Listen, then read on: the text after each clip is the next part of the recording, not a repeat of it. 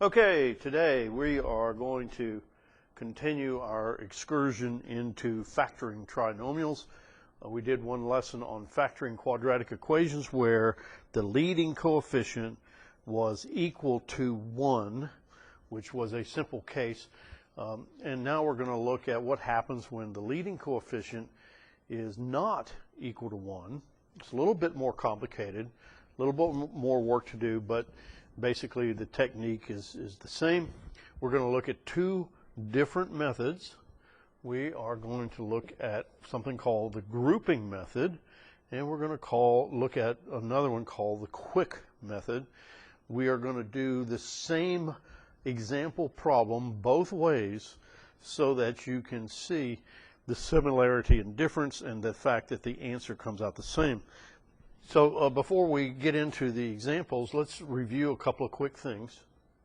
One is that whenever we are factoring quadratics or any other larger order equation, we want to put the equation into what we call standard form, which means that we start with the highest exponent term first, ax squared plus bx plus c. And the coefficients, remember, are the numbers that modify or in front of the variable name. So 3 is the a coefficient, 12 is the b coefficient, and minus 7 is the c term, which is a constant. Okay? And so then let's go to the next one here. And remember our technique before when we did the leading coefficient equal to 1, or a is equal to 1. We said we were going to find two dummy variables. You can name them anything that you like. We chose P and Q, but they are equal to A times C, which in one case that we did was equal to, I think, 10 or 12. But the A term was equal to 1, and the C term can be anything. But in this case, P plus Q must equal the B term, okay? And the P times Q is equal to A times C, and we said if A was equal to 1, then P times Q just equals C. Okay?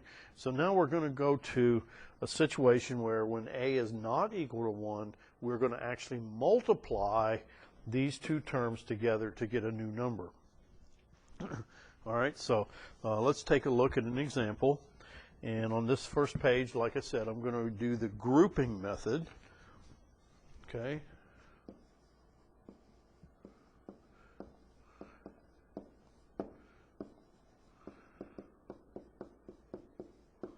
Okay, and let's here's an example. How about 3x squared minus 17x plus 10. Okay, and again, as always in algebra, I have to remind everybody all the time, watch your minus signs. Okay, so we're going to use our same dummy variables. We're going to say P plus Q is equal to the B term. Well, the B term is 17, right? So P plus Q equals minus 17, okay? Minus 17. And P times Q is equal to 3A times 10, which is C, AC, A times C. So that's going to be equal to 30. Now notice that the P times Q is a positive, the P plus Q is a negative. That means our two variables, P and Q, are both going to be negative numbers. That's the only way they can multiply to give a positive number and add together to give you a negative number. So let's just try some factors of 30. We could use 10 and 3, and we could use 15 and 2. We could use 6 and 5. Okay, and now we said that because this is a negative right here and this is a positive, then we need two negatives. So minus 13 and minus 3 is minus 13. That doesn't help. Minus 15 and minus 2 is minus 17. And 6 and 5 is minus 11. So guess what? We found our combination that works, that gives us minus 15 times minus 2 is 30, and minus 15 plus a minus 2 is minus 17, and that is what we need. Now, in the grouping method, what we do is we take that minus 17 and we are going to split it into the two components that we found here, okay, minus 15 and minus 2. And the question is, which one should we put first? Should we put minus 15 on the left and minus 2 on the right, or should we put minus 2 on the left and minus 15 on the right? Okay? Well, it turns out it just doesn't make any difference at all, because the answer will come out the same, only the math is slightly different as we go through our calculation. What I tend to do is I look for common factors, okay? And 3, the number 3 over here as our A term, okay, has common factors with 15, okay? It does not have common factors with minus 2. And 10 over here does have common factors with minus 15 also, but it's not an evenly divisible thing. 5 goes into both of those. But minus 2 is a factor of itself, of course. Whoops, I'm going to pause it for now. Well, okay, I'm back. Had to pause for a moment there. They're apparently testing the sprinkler systems in the building. There's not very many people here while I'm making this video, so you got to participate in that. Okay, so we're back. We're talking about P and Q. We're talking about the factors here, minus 15 and minus 2, okay, here and here. And we said we're going to split those over here where it's convenient for common factors. So we're going to put the minus 15 on the left, and we're going to bring the x with us. And then over here we're going to put minus 2. Okay, so now we have minus 15x minus 2x, which is our minus 17x. Now we're going to bring down our 3x squared, and we're going to bring down our 10. All right, so now what we have is we have two groups. That's why we call it the grouping method. We have a group right here, and I'm going to use just kind of highlight that just a little bit. So we got that group and we got that group, okay? And so what do we do? Well, first of all, let's pull out the largest common factor for each term in the two groups. The largest common factor between 3x squared and minus 15x, 3 goes into both and x goes into both. We can pull that out, okay? So what we're going to have is 3x times, okay, and we're going to, because we're doing the reverse of the distributive property, what we're going to do is we're going to group those here. 3x from 3x squared leaves me an x here, and 3x pulled out of minus 15x gives me minus 5, okay, 3x minus 5. So if I were to redistribute this, the 3x times x is 3x squared, the 3x times minus 5 is minus 15x, okay, pretty simple.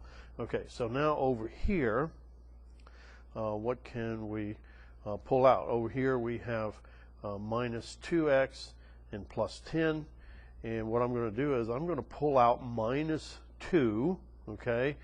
I'm going to pull out minus 2 as the common factor. Now you may think that's a little bit funny on the 10, but you'll see why I'm doing it this way in a moment. I could pull out positive 2, but then I'd have a minus x and a plus 10. But this way, guess what? When I pull minus 2 away from minus 2x, I have an x left over, and I have a minus 5, okay? So minus 2 times x is minus 2x, minus 2 times minus 5 is our plus 10. Now, here's the cool part, all right? Notice that both 3x, okay, and minus 2 are multiplied by the same factor, okay? Both of these have x minus 5 as their common factor, and that's what we're looking for, okay? And this will always be the case if we factor properly. And so now, since 3x is multiplied by x minus 5, and minus 2 is also multiplied by the same thing, x minus 5, I can group the 3x and the minus 2 together, and I can get 3x minus 2, both multiplied by x minus 5, and guess what? I'm done, okay? 3x minus 2 times x minus 5. If I FOIL that, I will get my original equation back, okay? And this is called the grouping method. Now what I'm going to do is I'm going to show you this same equation, okay, the same process, but we're going to use something called the quick method, okay? But we'll end up with the same result. All right, so what I'm going to do is, first thing I'm going to do, I'm going to duplicate this page, okay, so that we have our P and Q thing together, because we actually do the P and Q process over here we're going to do for both, okay? Both methods use that. So what I'm going to do is I'm going to duplicate this page. Let's see if I can remember. Okay, we push the little arrow. Let's see what happens. We're going to clone page, okay? And now we're on the second page. And what I'm going to do is I'm going to erase what I don't need, okay? And so we're going to leave our equation alone here, okay? And we're just going to erase this, and then we're going to use the quick method, okay? And what I'm going to do is I'm going to change the wording here from grouping to quick, okay? And so we're going to do quick method, okay? Quick method, okay? Starting with the same equation on the left, we do the same thing over here to the right. Now what we're going to do is we're going to, for a moment, we're going to forget about this 3, okay? We're going to say, okay, for the moment, let's forget about this 3, but we are going to multiply the 3 and the 10 together, and we're going to factor it as if the problem were x squared minus 17x plus 30. All right? So for a moment, we're going to drop that 3 out of the picture and factor this as if a equals 1. See, what we're doing is we're dropping the 3 so that a becomes 1, but we put the a times c over here so we get our 30. Okay, so when we come over here to do our P and Q, we're going to be doing the same thing. We're going to say P plus Q equals the middle term here, and P times Q equals the last term here. And now we're going to factor this, and so we would go through this same process here with our dummy variables, and we would see that minus 15 and minus 2 does what we need. So now over here, I'm going to just go ahead and factor it that way. I'm going to say x minus 15 times x minus 2, all right, are the factors of that equation in its current form, all right? But we're not done. We have to account for that 3 that we pulled out. So what we're going to do is we're going to divide by that 3. And so first of all, we're going to divide by, I'm going to change colors here for a second. So what we do is we divide this by 3, and we divide this by 3. All right? So what we do is we rewrite this as x minus 5, okay? 3 into minus 15 is minus 5. Now, this would be x minus 2/3, okay? Which is okay, except that we don't really like to have fractions in a factor. We do not like fractions in our factors, okay? So how do we change that? Well, what we do is we're going to multiply that factor by 3. This one here, we're going to multiply it by this 3 down here, so that what we end up with is 3x minus 2, okay? And over here, we've still got our x minus 5, okay? So we're going to multiply this factor only by 3, and we get the same result, okay? If we were to solve this, we would have x equals 2/3 as one of our solutions, and this one would be 3x equals 2, and then divide by 3, it would equal 2/3 again, okay? So that's the so-called quick method, and for a lot of people, that's easier. It makes no difference which method you use. They both work, and some people prefer one, some people prefer another, okay? So we're going to work another example both ways again, just so that kind of really sticks in your mind a little bit. All right, so I'm going to scroll over here, go down a little bit, and let's pick another problem and work it out. Okay. Let's work one. Let's see. How about, and again, we'll start with the grouping method, or we can. I guess we could do the quick method first this time, just for fun. So let's do the quick method.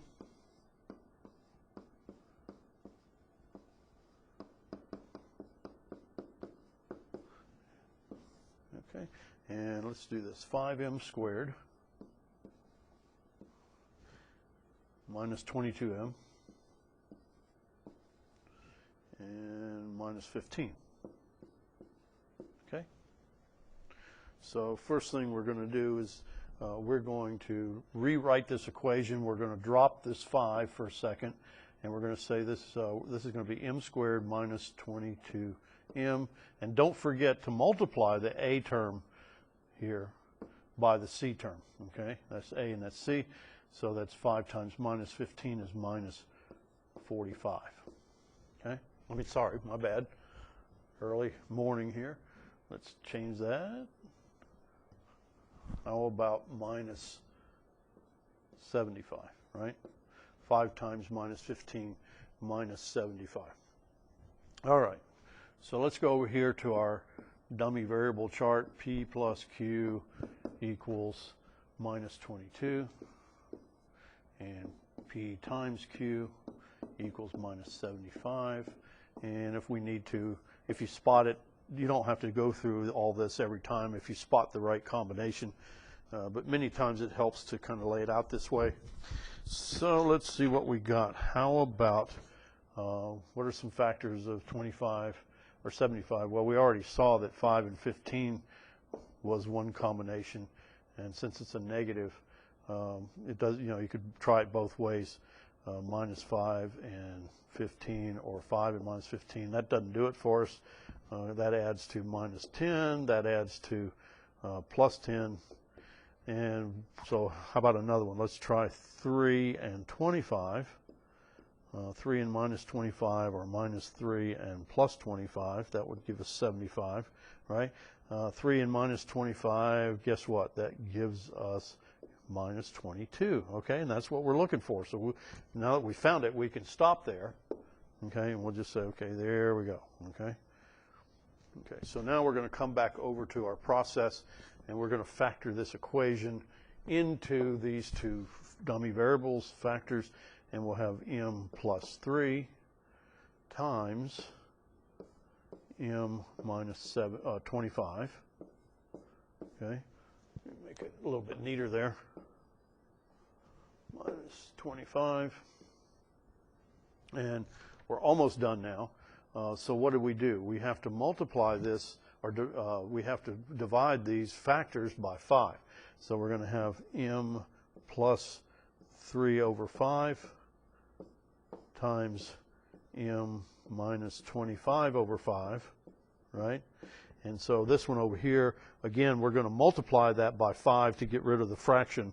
And so this becomes 5m plus 3. And this one, 5, will divide into minus 25, so we don't have to multiply. So that's m minus 5, right? And so the factors we get are 5m plus 3 and m minus 5, and that should take care of us, okay? And now what we're going to do, again, we're going to do the same thing. I'm going to clone this page, and then we're going to do this same problem using the grouping method, and we'll reference the same P and Q that we found on the right-hand side of our page here. So let me do that. Let me clone this page, and let's erase what we don't want. All right, so this is going to now become the grouping method, okay? And I want to erase this, a little bit of this stuff here too, to get rid of the confusion. All right, and we'll see what we end up with here. And I know there's quicker ways to erase the board, but that's okay. All right, so 5m, okay, and we're going to relabel this as, what would we say, the grouping method, right? Grouping method. All right, and now let's do the same thing. Okay, we're going to use our same 3 and minus 25 that we found over here as our dummy variable factors. And so what do we do? Okay, so we're going to split this minus 22m into those two pieces. Okay, so 3 and minus 25, which one should we put on the left, which one on the right? Well, 3 and 5 do not have any common factors, but minus 25 and the 5 and the 5m squared do, and 3 has a common factor with the minus 15. So we're going to put the minus 25 over here. So we got minus 25, oops, correct that. I'll put the minus 25 over here, m, don't forget to carry your variable. And we're going to put the positive 3 over here. We're going to bring down our minus 15. We're going to bring down our 5m squared. And again, we've got now, remember, two different groups here to work with, this group and this group. All right. So we're going to pull out the largest common factor we can from the left-hand side. And it looks like we can pull out a 5 and we can pull out an m. So we're going to get 5m. And we're going to get 5m times m here on the left, and 5m out of minus 25m gives me minus 5, right? Okay, so that gives me that one. And now over here, what can we pull out? We can pull out a 3, okay? And what do we get? We get m minus 5. Aha, just like magic. Again, we have a common factor. How cool is that? So now what we can do is we can combine the 5m and the 3 because they're both multiplied by the same thing and put those together as a group. And so what we have is our answer of 5m plus 3, and we have the m minus 5. Now the advantage of the grouping method is that once you get to your final factors, you do not have to do any division to account for the leading coefficient. I'm going to flip back to the other page for just a second and let you compare the two. So look, we got 5m plus 3 with the grouping method, and we got 5m plus 3 and m minus 5 for the quick method. Okay, they're both the same. So that ends this lesson. Thanks for your attention. I hope some of that sticks for you and helps you with your summer learning process.